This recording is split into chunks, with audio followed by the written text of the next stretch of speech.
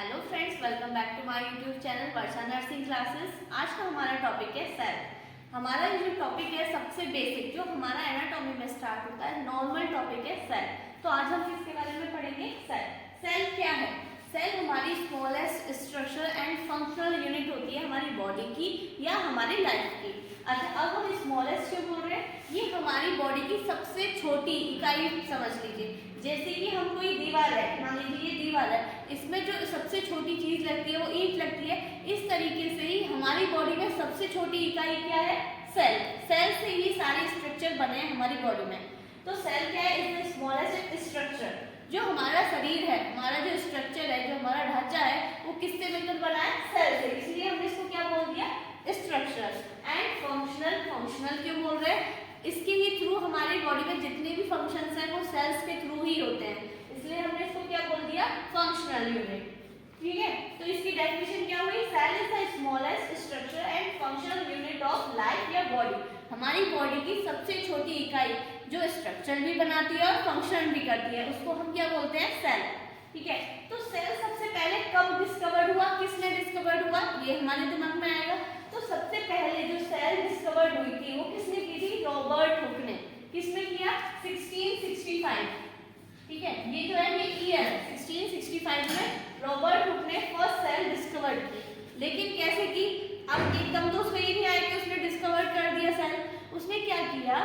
जो हमारी पेड़ की छाल होती है, स्टेम जो है, उसको उसने माइक्रोस्कोप के नीचे रखा और उसने देखा कि ऐसे रूम से बने हुए हैं उसमें। ठीक है, रूम से बने हुए, रूम से बने हुए को उसने क्या कह दिया? सेल। इनको क्या नाम दे दिया? सेल।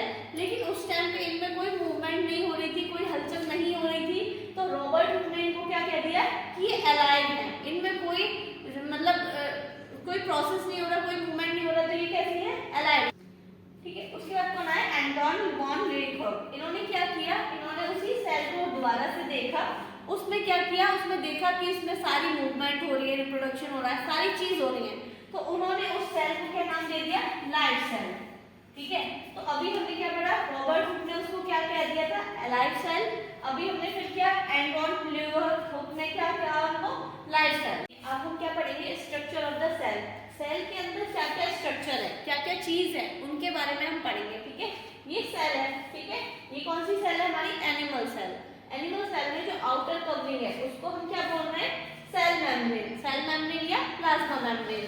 सेल की मेम्ब्रेन मतलब कोई परत, झिल्ली, जो कवरिंग जो सेल को कवर कर रही है, उसको हम क्या बोल रहे हैं? Cell membrane. ठीक है, नेक्स्ट क्या है हमारा? साइटोप्लाज्म। साइटोप्लाज्म क्या है? ये। ठीक है, इसके अंदर जितना भी लिक्विड है उसको हम क्या बोल रहे हैं? साइटोप्लाज्म। सेल के अंदर, साइटो मतलब सेल, प्लाज्म माने लिक्विड। सेल के अंदर जितना लिक्विड होता है उसको हम क्या बोल रहे हैं? साइटोप्लाज्म। थर्ड है हमारा गोल्गी बॉडी।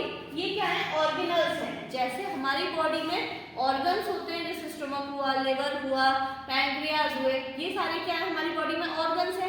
इस तरीके से इस सेल के भी ऑर्गेनल्स होते हैं। ठीक है, जो स्मॉल ऑर्गन्स होते हैं उनको हम क्या बोलते हैं? तो सबसे पहले आया हमारा गोल्गी बॉडी। ये क्या है? हमारे ऑर्गेनल्स। ठीक है, तो गोल्गी बॉडी क्या करता है? ये हमारा गोल्गी बॉडी, यहाँ पर सेल्स में ये सारी चीज है। फिर उसके बाद है लाइसोसोम्स। इनके अलग अलग फंक्शन है। गोल्गी बॉडी क्या करता है? जो हमारी प्रोटीन बनाते हैं, जो राइबोसोम्स प्रोटीन सिंथेसिस का काम करते हैं, उसको पैकेजिंग और ट्रांसपोर्ट कराने का काम किसका है? गोल्गी बॉडी का। फिर आ जाते हैं लाइसोसोम्स। लाइसोसोम्स क्या कराते हैं? लाइसोसोम्स अपनी ही एंजाइम्स को, वो अपनी ही सेल को डिस्ट्रॉय कर लेते हैं, खत्म कर लेते हैं, हाइड्रोलाइटिक प्रोसेस के थ्रू अपनी ही सेल्स को खत्म कर लेते हैं। उसको हम क्या बोलते हैं? Suicidal death. ठीक है, नेक्स्ट क्या है हमारा? माइटोकॉन्ड्रिया। माइटोकॉन्ड्रिया को हम powerhouse of the cell भी बोलते हैं। क्यों बोलते हैं? क्योंकि वो एनर्जी को क्या करता है? जनरेट करता है, प्रोड्यूस करता है। किस फॉर्म में? एटीपी के फॉर्म में। ठीक है, फिर आ जाते हैं राइबोसोम्स। राइबोसोम्स क्या करता है? प्रोटीन की सिंथेसिस करता है। फिर है न्यूक्लियस। ये क्या है हमारा? जो सेंटर में है वो क्या है? न्यूक्लियस। न्यूक्लियस सबसे मेन पार्ट है हमारी सेल का। क्यों? क्योंकि इसके अंदर क्या होता है? जेनेटिक मटेरियल होता है। जेनेटिक मटेरियल क्या? तो उसके अंदर क्या होता है? जो जीन ट्रांसफर होते हैं पेरेंट्स से बच्चों में, जो हमारे जीन्स हैं वो ट्रांसफर होते हैं। उसकी वजह से एक तो जो पेरेंट्स है वो बच्चे, मतलब जो बच्चा है वो पेरेंट्स के हल्का हल्का दिखता है उसी की तरह। किसकी वजह से? जीन्स की वजह से। जो पेरेंट्स के जीन्स हैं वो बच्चों में ट्रांसफर हो जाते हैं। किसके थ्रू?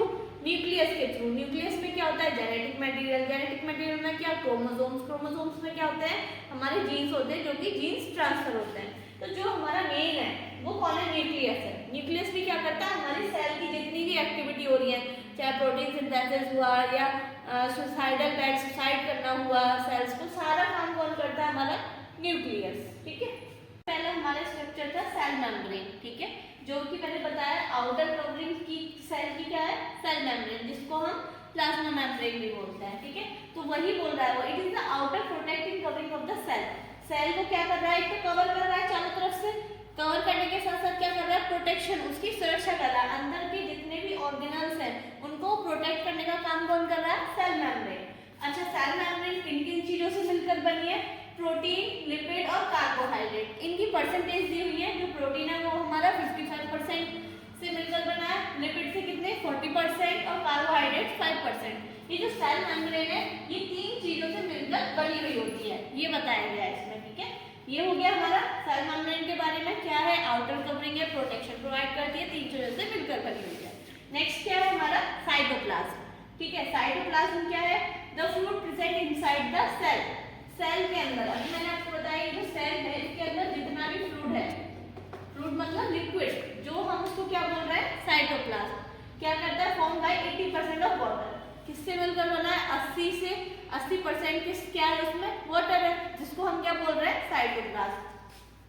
इन साइटोप्लाज्म सेल ऑर्गेनल्स फ्लोट, मतलब इसके अंदर ही सारे जो ऑर्गेनल्स है वो तैर रहे हैं, फ्लोट कर रहे हैं। वही हमने बताया कि ये एक सेल है, सेल मेम्ब्रेन है, सेल मेम्ब्रेन क्या कर रही है, कवरिंग कर रही है, प्रोटेक्शन कर रही है, और सारे ऑर्गेनल्स को प्रोटेक्शन प्रोवाइड कर रही है। साइटोप्लाज्म क्या है, लिक्विड पार्ट है, 80% वाटर है, क्या कर रहा है, इसमें सारे ऑर्गेनल्स फ्लोट कर रहे हैं। हमारा नेक्स्ट जो स्ट्रक्चर है वो क्या है, न्यूक्लियस। ठीक है, न्यूक्लियस अभी मैंने बताया था आपको, ये सबसे बड़ा जो सेंटर में है उसको हम क्या बोल रहे हैं, न्यूक्लियस। इसके अंदर क्या होता है, जेनेटिक मटेरियल होता है। चलो हम पढ़ते हैं। It is the largest cell organelle, सबसे बड़ा सेल ऑर्गेनल है, दिख भी रहा है हमें, पूरे हमारे सेल ऑर्गेनल्स में सबसे बड़ा कौन सा है, न्यूक्लियस है। फिर क्या बोल रहा है, it is also called controller of the cell. इसको न्यूक्लियस को हम कंट्रोलर ऑफ द सेल भी बोलते हैं। क्यों बोलते हैं, क्योंकि ये सेल की जितनी भी सारी एक्टिविटी है उनको कंट्रोल करता है। ठीक है, इसीलिए हम इसको क्या बोलते हैं, controller of the cell. Next, it consist of nuclear membrane. अच्छा, तो ये जैसे ये है, अब हमें सेल है, सेल की क्या है, आउटर मेम्ब्रेन जो इसको कवर कर रही है, ऐसे ये न्यूक्लियस है, न्यूक्लियस के ऊपर जो आउटर कवरिंग होती है उसको हम क्या बोलते हैं, nuclear membrane. It is first discovered by Robert brown. ये जो न्यूक्लियस है वो सबसे पहले किसने डिस्कवर किया था, रॉबर्ट ब्राउन ने। हमारी सेल किसने डिस्कवर की थी, रॉबर्ट हुक ने। कब, 1665 में। ठीक है, तो न्यूक्लियस में कोई पूछता है तो क्या बताएंगे, Robert brown.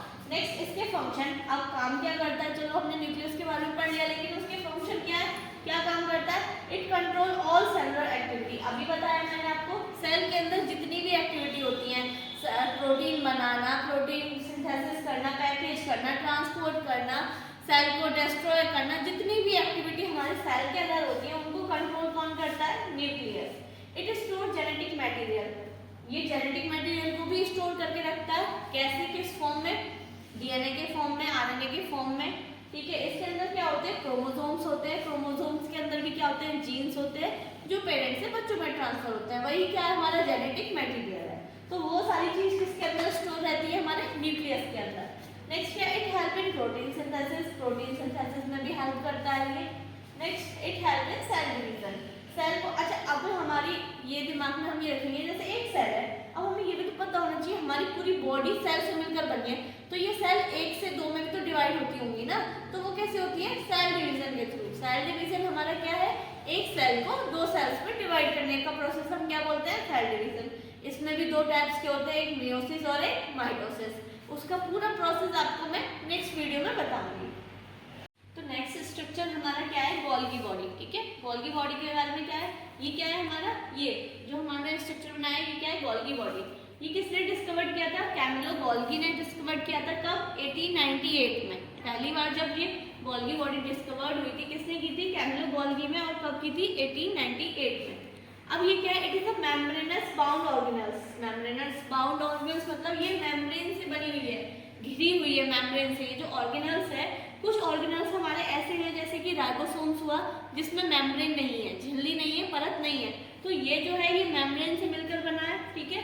That help in processing and packaging of protein which form by the endoplasmic reticulum. ये काम क्या करती है, इसका फंक्शन क्या है, प्रोटीन को पैकेजिंग करना, प्रोसेस करना। जो प्रोटीन राइबोसोम्स और एंडोप्लाज्मिक रेटिकुलम के द्वारा बनाई जाती है उसको ये क्या करता है, प्रोसेस करता है, पैक करता है और हमारी बॉडी की अदर सेल्स में ट्रांसपोर्ट करता है।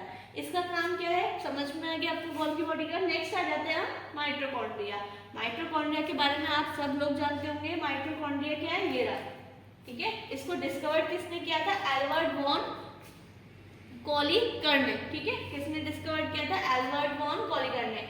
जो ये है माइटोकॉन्ड्रिया, हमने इस इमेज में दिखाया है आपको। इसको हम क्या बोलते हैं, दूसरा नाम क्या है इसका, powerhouse of the cell. Powerhouse of the cell क्यों बोलते हैं, क्योंकि ये एटीपी को प्रोड्यूस करता है। एटीपी क्या, एनर्जी की फॉर्म है, जो एटीपी की फॉर्म में ये इसको प्रोड्यूस करता है। कैसे करके, प्रोटीन, कार्बोहाइड्रेट्स, लिपिड्स का ऑक्सीडेशन करके एटीपी की फॉर्म में एनर्जी को रिलीज करता है। अब हमारी जो एटीपी है उसकी फुल फॉर्म क्या है, एडिनोसिन ट्राइफॉस्फेट। इस फॉर्म में एनर्जी को रिलीज करता है, उस एनर्जी को सेल यूज करती है, हम सारे फंक्शंस कर पाते हैं एनर्जी की वजह से ही। तो जब एनर्जी नहीं होगी तो हम कुछ नहीं कर पाएंगे। तो वो एनर्जी का प्रोडक्शन कौन करता है, माइटोकॉन्ड्रिया। इसीलिए हम माइटोकॉन्ड्रिया को क्या बोलते हैं, powerhouse of the cell. तो नेक्स्ट स्ट्रक्चर क्या है हमारा, लाइसोसोम्स। अभी मैंने आपको सारे स्ट्रक्चर्स के बारे में बताया है, तो हम पढ़ेंगे लाइसोसोम्स के बारे में। इसमें क्या होता है, लाइसोजाइम्स एंजाइम्स होते हैं। एंजाइम्स कहते हैं, वो क्या करते हैं, हाइड्रोलाइटिक एंजाइम्स होते हैं। वो क्या करते हैं, सेल के अंदर जितना भी वाटर होता है, हाइड्रो मतलब वाटर, उस वाटर को खींच लेंगे और उसको सेल को क्या कर देंगे, डिस्ट्रॉय, खत्म कर देंगे उस सेल को। ये किसका फंक्शन होता है, लाइसोजाइम्स का, ठीक है। इसीलिए हम इसको क्या बोलते हैं, suicidal bag of the cell. Cell का सुसाइडल बैग, जहाँ पे जो सेल है वो सुसाइड कर लेती है, खत्म हो जाती है, डिस्ट्रॉय हो जाती है, इसीलिए हम इसको क्या बोलते हैं, suicidal bag of the cell. It destroy foreign body like bacteria others. वही चीज कह रहा है, हमारे सेल के अंदर कोई भी बैक्टीरिया या फॉरेन पार्टिकल एंटर कर जाता है तो उसको भी डिस्ट्रॉय कर देगा, प्लस सेल को भी डिस्ट्रॉय कर देता है। कौन, लाइसोजाइम्स। ये हुआ हमारा एक क्लियर। अब नेक्स्ट आ जाते हैं हम राइबोसोम्स। अभी मैंने आपको बताया राइबोसोम्स क्या करते हैं, प्रोटीन सिंथेसिस करते हैं, ठीक है। तो क्या, it is a membrane less organelle. Membrane less मतलब इसके ऊपर कोई मेम्ब्रेन नहीं होती है, कोई परत नहीं होती है। They contain 65% RNA, 35% protein. इसके अंदर जो 65% है वो RNA होता है, 35% इसमें प्रोटीन होती है। इसका भी दूसरा नाम है, इसको दूसरे नाम से हम क्या बोलते हैं, protein factory of the cell. क्यों बोलते हैं प्रोटीन फैक्ट्री, क्योंकि ये प्रोटीन बनाने का काम करता है। राइबोसोम्स मतलब हमारा क्या कर रहा है, प्रोटीन सिंथेसिस का काम कर रहा है, इसीलिए हम इसका दूसरा नाम क्या है, प्रोटीन फैक्ट्री, ठीक है। आपको समझ में आया, लाइसोजाइम्स, राइबोसोम्स, दोनों चीज। अब नेक्स्ट आ जाते हैं हम एंडोप्लाज्मिक रेटिकुलम। ये हमारा लास्ट स्ट्रक्चर है, एंडोप्लाज्मिक रेटिकुलम। इसको हम शॉर्ट में ER भी बोलते हैं, ठीक है। ये वाला बना हुआ है स्ट्रक्चर में, देख लीजिए। ये हमारा दो टाइप्स का होता है, एक होता है रफ एंडोप्लाज्मिक रेटिकुलम, एक होता है स्मूथ एंडोप्लाज्मिक रेटिकुलम। अच्छा, हम रफ को रफ क्यों बोल रहे हैं, इस पे क्या होगा, इस पे राइबोसोम्स चिपके हुए होते हैं। जो एंडोप्लाज्मिक रेटिकुलम है उसके एक सरफेस पे राइबोसोम्स चिपके हुए होते हैं, उनको हम बोलते हैं रफ एंडोप्लाज्मिक रेटिकुलम। और जिसके ऊपर सरफेस पे राइबोसोम्स नहीं चिपके हुए होते हैं, अटैच नहीं होते हैं, उनको हम क्या बोलते हैं, स्मूथ ER, ठीक है। चलो पढ़ते हैं। फर्स्ट पॉइंट है हमारा ribosomes molecules attached on the outer surface. जो हमारा रफ ER है, ठीक है, रफ एंडोप्लाज्मिक रेटिकुलम है, उसकी आउटर सरफेस पे क्या चिपके हुए होते हैं, राइबोसोम्स, इसलिए हम उसको क्या बोलते हैं, rough. It help in main synthesis of protein. इसका जो मेनली काम है वो क्या काम है, प्रोटीन को बनाना। अब आप सोच रहे होंगे कि दो जगह प्रोटीन बन रही है, राइबोसोम्स भी प्रोटीन बना रहा है, रफ एंडोप्लाज्मिक रेटिकुलम भी प्रोटीन बना रहा है, लेकिन जो राइबोसोम्स बनाता है, जो हमारी सेल्स को जरूरत होती है प्रोटीन, वो कौन देता है, राइबोसोम्स। लेकिन जो हमारी सेल से बाहर जरूरत पड़ती है प्रोटीन की, वो कौन देता है, रफ एंडोप्लाज्मिक रेटिकुलम, ठीक है। नेक्स्ट है हमारा स्मूथ ER। स्मूथ ER हम इसलिए बोल रहे हैं क्योंकि इसकी आउटर सरफेस पे राइबोसोम्स नहीं चिपके हुए, इसलिए हम इसको क्या बोलते हैं, स्मूथ ER। अच्छा चलो, अब ये प्रोटीन सिंथेसिस का काम नहीं करता तो क्या काम करेगा, it helps in main synthesis in non protein substance. जो प्रोटीन से नहीं बने हुए हैं उन सब्सटेंस को बनाने का काम किसका है? स्मूथ ईयर, जैसे कि स्टेरॉइड हुआ, हार्मोन्स हुआ, कोलेस्ट्रॉल हुआ, ये सारी चीज कौन बनाता है? Smooth endoplasmic reticulum.